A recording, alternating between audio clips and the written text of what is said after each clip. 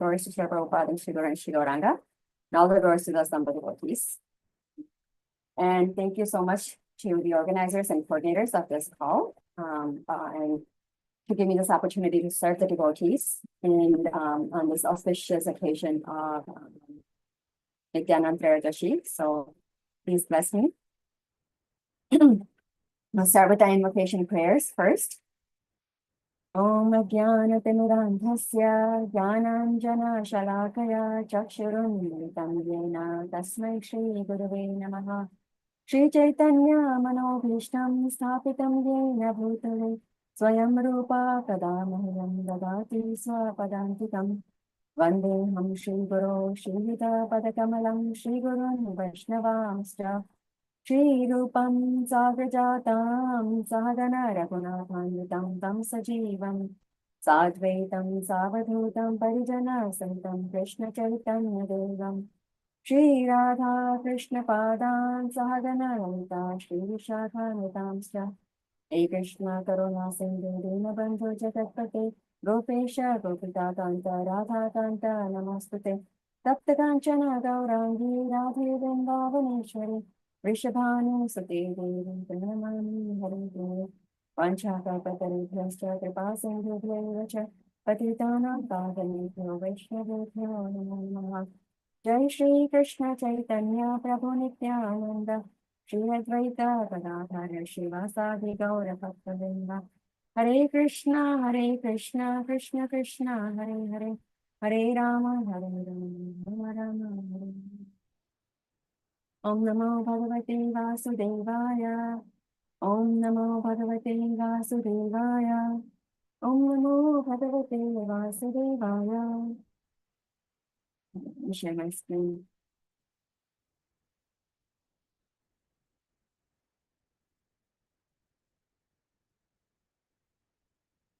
Can everyone see my screen? Oh, now it's coming up. Okay.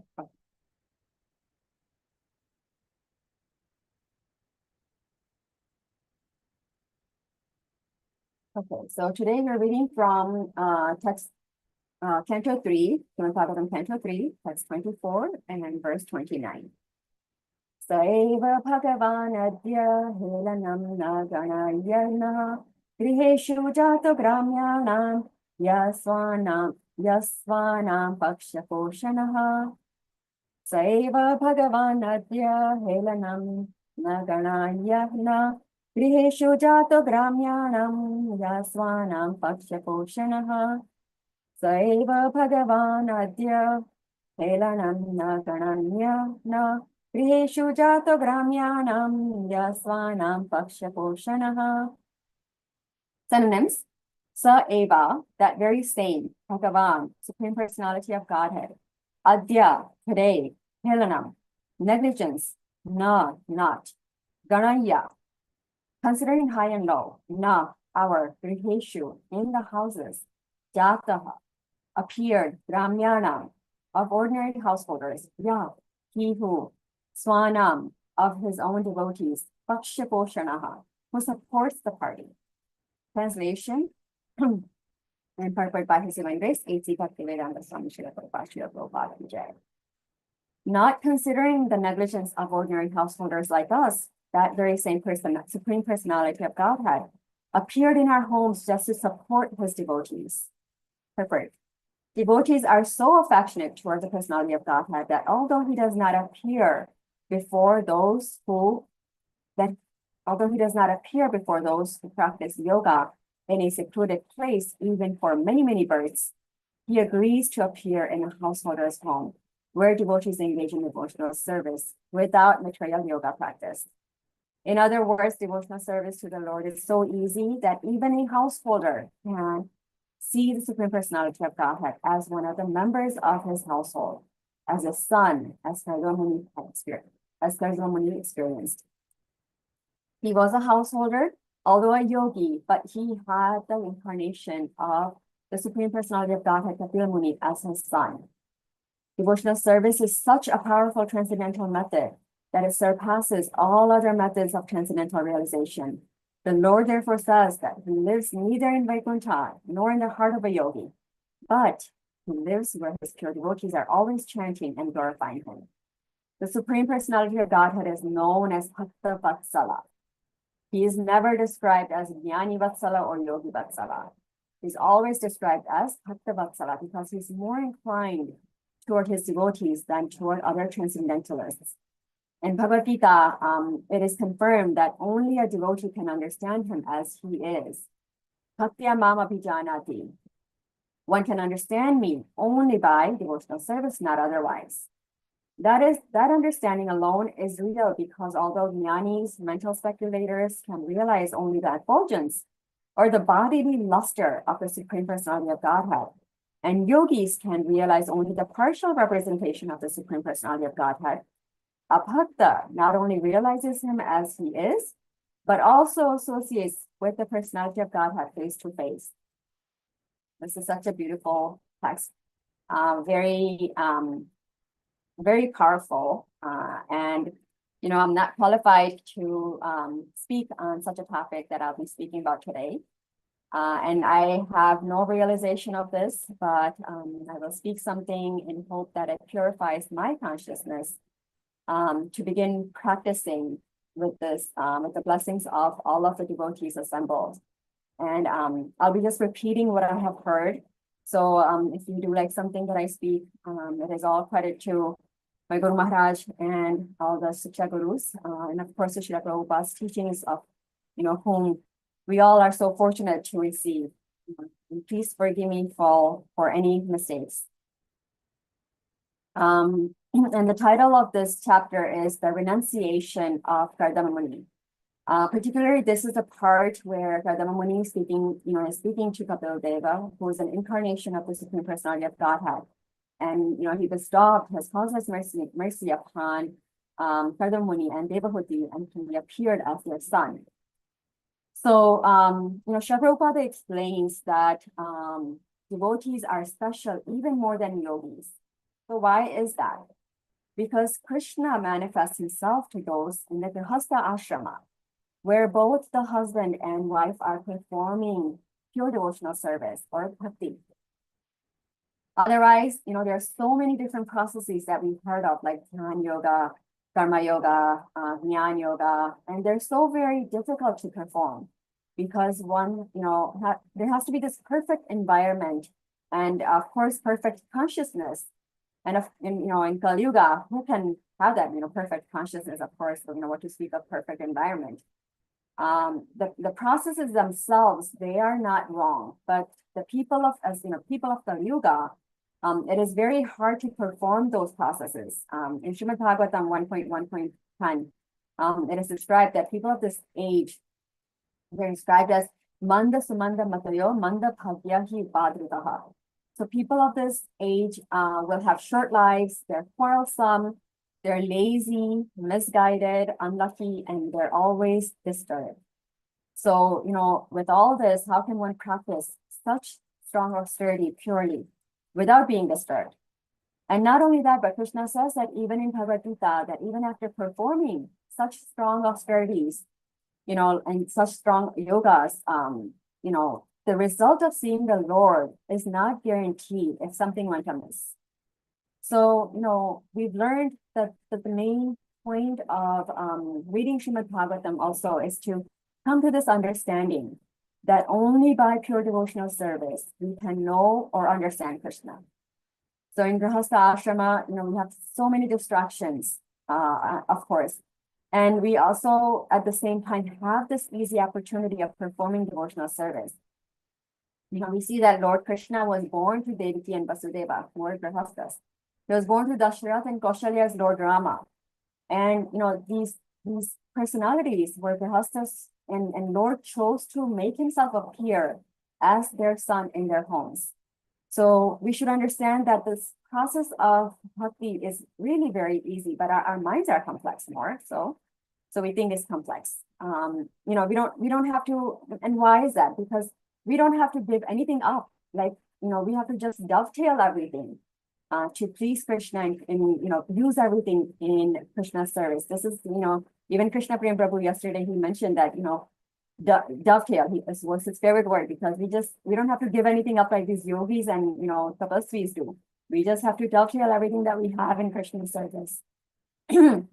So Prabhupada has highlighted that in the purport in this verse too, that bhakti is not only easy, but it is also the topmost process. So in Bhagavad Gita, we've also read that only by pure devotional service, the result of going back to Godhead is guaranteed.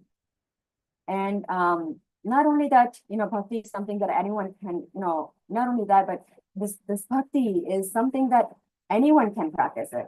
Even we hear and know that even a child can perform it, like Guru Maharaj and then Prahlad Maharaj. So what to speak of anyone else, right? So I mean, it's as simple as chanting the Lord's name, singing about Lord's glories, eating prasadam, dancing in Sankirtan. What is the complexity? And the complexity that I was thinking about is not really the process, but it is, of course, our mind, and we don't prioritize Krishna over our other duties or other things that, materialistic obligations. But, if someone does prioritize Krishna, then even, that for that person, Krishna, we've seen and experienced, even some of us have experienced this in some, cases, that Krishna comes and takes care of everything else, like in some magical way. So we're so fortunate that Prabhupada has took us in his shelter and, taught us this topmost process, which is guaranteeing us going back home, and this bhakti yoga process. And so now we can come to the, now we understand that bhakti is very powerful. What is really bhakti? And, yes, Pradama Muni was also a yogi, but he was also a first-class devotee of the Lord. And in Bhagavad Gita, Krishna has said that Chitram bhavati dharmatma shashvat shtantim nigacchati. Kaunteya pratijanihi name bhaktya pranashyati. So Krishna says that devotee never, his pure devotee never, or not to even speak of pure devotee, but even his devotee, Krishna says his devotee never perishes. He quickly becomes righteous and attains lasting peace. And he told this to Arjuna to declare it boldly. And who did this, Krishna say this for? It wasn't for any kind of yogis or mystics or jnanis, but he said that for his devotee. And Prabhupada has reiterated this point and the importance of, where the Lord lives. Lord, in this text, he says that Lord does not live in Vaikuntha, nor in the heart of a yogi, but where his pure devotees and, where his pure devotees are residing and glorifying him. So, and that's where Krishna resides, of course. That place does not have any, wherever Krishna resides, that place does not have any kind of contamination, because Krishna himself is pure. So, another point I wanted to bring up from Bhagavad Gita is this, Krishna says this in two places. This man mana bhava mad bhakto mam madhyaji mam namaskuru mame veshyasi yukvevam atmanam mat prana parayanaha. So everyone should, he says this shloka twice. Everyone, of course, who has read Bhagavad Gita, we've all read it.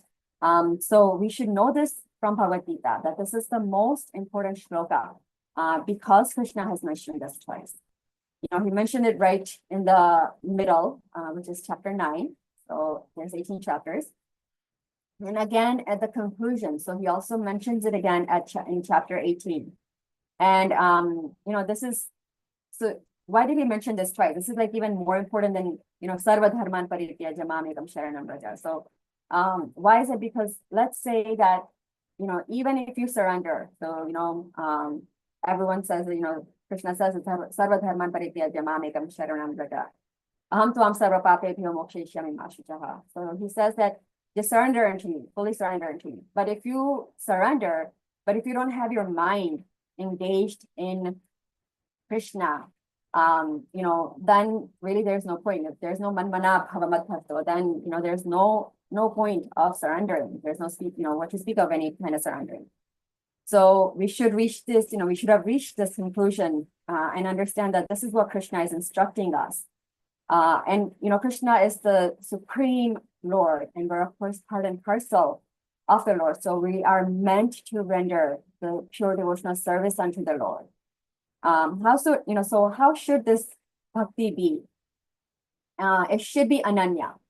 And ananya means that it is without any deviation or for any material profits.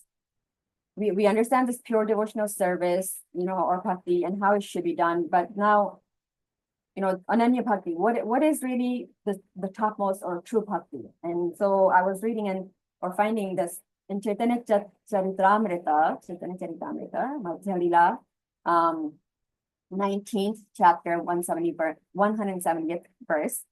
It says that Sarvapadhi Vinirmuktam Tat Paratvena Nirmalam Rishikena Rishikesha Sevanam Bhakti Ruchyate. So it is saying that bhakti or this devotional service, it means that we have to engage all of our senses in the service of the Lord.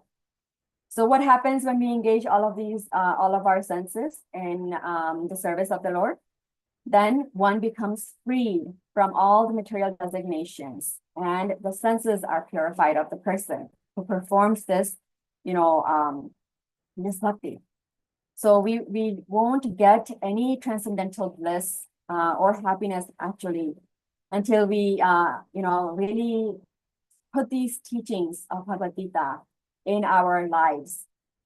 And then Prabhupada has brought up another point in the text also that the Lord is called Bhakta Vatsala because he is more inclined to his devotees. And he says that also in the purport that we never heard Lord being called a yogi Vatsala or a jnani Vatsala. And so why is this again calling Bhakta Vatsala is because only the devotee of the Lord can know Lord as he is, or Lord's tattva. So in Bhagavad Gita 18.55, he says, Bhaktya mam abhijanati yavan yaschasmi tattvataha. So meaning that only by loving devotion to me does one come to know who I am in truth. And who was this Bhagavad Gita told to? That's another point. He told this to Arjuna. Arjuna, of course, was also a grahastha. He was a super grahastha. He had, and one of the reasons was because he was a pure devotee of the Lord, he said, right? Of course, the friend too, but also this pure devotee of the Lord. So that was one of his qualifications of him understanding Bhagavad Gita as he did. And of course, Arjuna has understood Bhagavad Gita the best. So Krishna came as Nanda Nandana due to Nanda Maharaj's bhakti power. He was able to be bounded by Mother Yashoda due to her bhakti power. So I mean, just imagine that, Krishna, he is all attractive himself. And he has, all the 6 opulences unlimitedly. And there is, in Brahma Samhita, it says, Lord Brahma says that there is no one equal or better than him, and he's the cause of all causes. And that Supreme Personality, who's the cause of all causes, gets binded or bounded by, someone who's performing this pure devotional service. He came as a chariot, he became a chariot driver to Arjuna. He became a doorkeeper to Bali Maharaj. I mean, these are all like serving to his devotees. And why is that? It's because of this power of bhakti that these devotees had for Krishna. So, even after, I don't know about you all, but even after knowing all this, we can't understand this power of bhakti. And somehow we still think there's power in money, fame, beauty, strength, all the 6 opulences. But Krishna has all of them unlimitedly. And, in reality, we should really try to understand or at least endeavor to understand this power of and the strength of pure devotional service or bhakti by performing, our sadhana bhakti very, very consciously. We talked about all this power of bhakti and, what it is and how to perform it. But then, the main point, who can give this to? Is this something that we get by ourselves? Well, the answer is no. That is by Guru Tattva. And, what better day today, to bow down to Lord Nityananda. And, we can offer our prayers to him and ask Lord Nityananda to bestow his blessings upon us. And, that may Lord Nityananda plow out all our anarthas in our hearts, and thus we can practice this pure devotional service and make the soil of our heart fertile, so that Krishna, Radha Shamsundar can come and reside into, our hearts, and of course, help us reach this ultimate goal of our life, to reach back home, back to Godhead. With that, I would like to end our discussion. So happy Nityananda Trayadashi to everyone. And let's pray to Lord Nityananda to help us overcome all our anarthas and make our heart, soil very fertile. So we can have any discussions or any kind of reflections at this point. Hare Krishna. Again, as I said, these are not my realizations. This is something that I've just repeated based on what I've heard. So please pray and bless me that I can practice this pure devotional service. Hare Krishna.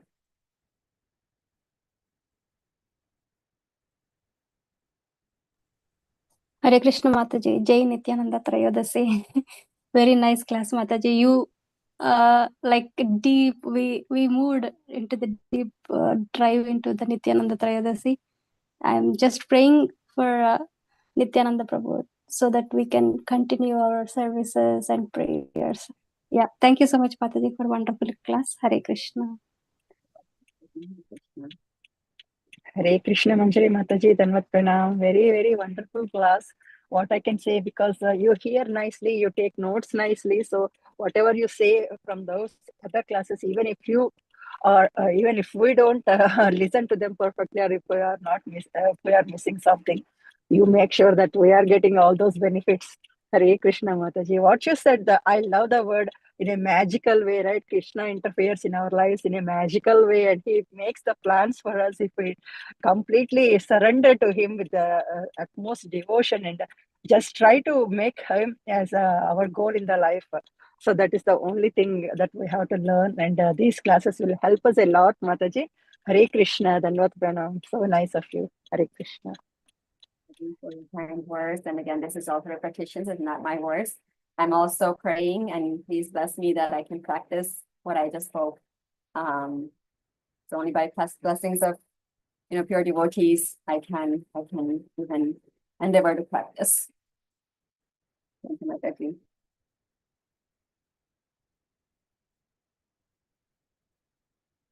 Hare Krishna Mataji, thank you for quoting multiple verses talking about the power of devotion service. And yeah, Prabhupada talked about that Bhakta Vatsala. He doesn't talk about Yoga Vatsala, Vatsala. Definitely that nice point.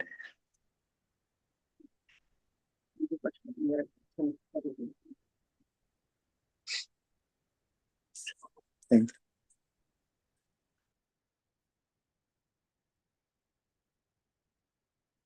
We can conclude, Prabhuji. Yes, Mataji. Yeah. वाञ्छाकल्पतरुभ्यश्च कृपासिन्धुभ्यैव च पतितानां पावनेभ्यो वैष्णवेभ्यो नमो नमः। कोटि वैष्णव की जय, श्री प्रभुपाद की जय, श्री भागवतम की जय। जय गौर प्रेमानंद, हरि हरि बोल। नित्यानंद त्रयोदशी की जय। हरे कृष्णा।